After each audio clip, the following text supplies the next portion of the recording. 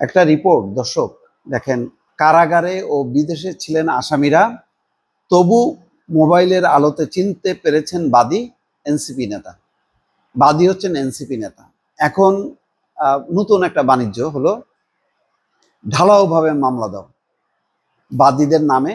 তারা দেশে আছে, বিদেশে আছে, কোথায় আছে কোনো জানা শোনার ব্যাপার নেই, ঢালাওভাবে দেয়া হচ্ছে। তারপরে ওই যে যিনি বাদী তার সঙ্গে যোগাযোগ করা হবে, তখন তারা বলবে যে ঠিক আছে টাকা দাও, তোমার নাম কাটাচ্ছি। এইটা হচ্ছে গত 1 বছরের বাণিজ্য, সেই বাণিজ্যের একটা ছোট্ট একটা খণ্ডচিত্র।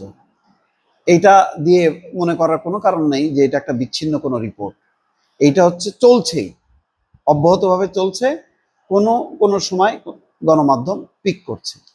তো এই ঘটনাটা হচ্ছে রংপুরের পীরগঞ্জের জাতীয় নাগরিক পার্টির শ্রমিক উইংয়ের এক কেন্দ্রীয় সংগঠকের করা হত্যা চেষ্টার মামলাকে ঘিরে বিতর্ক তৈরি হয়েছে। দেখেন, এনসিপি সেদিন হলো তার শ্রমিক উইং চলে গেছে রংপুরের পীরগঞ্জ।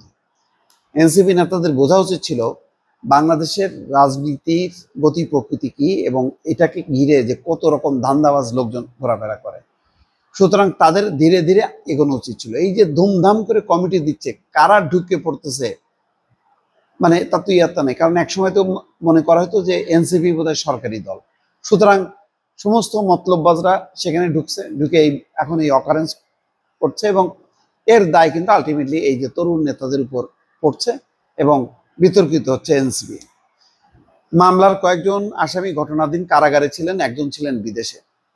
তাদের অভিযোগ হয়রানি এবং মামলা বাণিজ্যের জন্যই তাদের আসামি করা হয়েছে। আর পুলিশ বলছে বাদীর তথ্যের ভিত্তিতেই এজাহার দেওয়া হয়েছে। তো পুলিশও দেখেন এগুলো মিলেমিশে কারবার চলে। তো আমি দিলাম একজনের নাম, সে কোথায় আছে না আছে সেগুলি জানবে না, বাস আসামি করে ফেলবে। এখানে পুলিশেরও দায় আছে। এখন বাদী যা বলবে তাই কি মামলায় তাদের নাম অন্তর্ভুক্ত করবে? পুলিশ, আদালত এবং স্থানীয় সূত্র বলছে গত 14ই আগস্ট পীরগঞ্জ থানায় মামলা করেন মিরপুর ইউনিয়নের বাসিন্দা হাফিজুর রহমান। তিনি এনসিপির শ্রমিক উইংয়ের কেন্দ্রীয় সংগঠক এবং রংপুর বিভাগীয় সার্চ কমিটির প্রধান বলে এজাহারে উল্লেখ করেন। মামলায় আওয়ামী লীগ, যুবলীগ এবং ছাত্রলীগের একাধিক নেতার নাম আছে।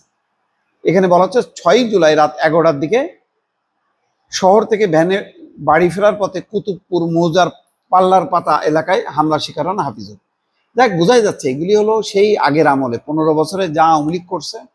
এখন ওইটার থেকে শিক্ষা নিয়ে লোকাল পুলিশ, লোকাল লোকজন এইগুলি যেগুলি বাটপার মতলববাজরা যা হয় বিএনপিতে নাই, জামাতে নাই, এনসিপিতে ঢুকছে, ঢুকে এই কারবারগুলো করতেছে।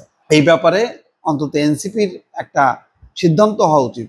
এরকম ধুমধারাম করে কমিটি না করে সমস্ত কমিটি বিলুপ্ত করে দিয়ে আস্তে আস্তে এগোনো, প্রকৃত লোক চিনে চিনে কমিটি করা। আশা করি সেটা হয়তো সম্ভব হবে না। আমি আমার একটা অনেস্ট উইল থেকে আমি এই কথাগুলি বললাম। দর্শক ভালো থাকবেন, আল্লাহ হাফিজ।